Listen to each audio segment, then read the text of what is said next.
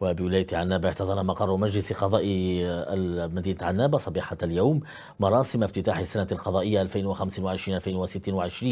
بإشراف الأمين العام الولاية المكلف بتسيير شؤون الولاية. كما شهدت المراسم حضور السلطات المدنية والأمنية بالإضافة إلى نواب البرلمان بغرفتيه ورؤساء الدوائر والبلديات وعدد من إطارات قطاعي العدالة والقضاء. حسام الدين العبيدي.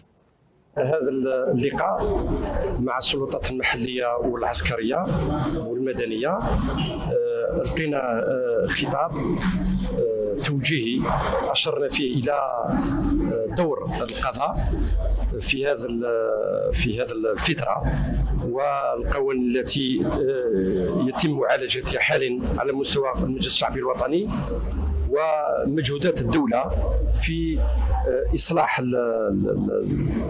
العدالة للحفاظ على الحريات الفردية وقرينة البراءة والإجراءات الجديدة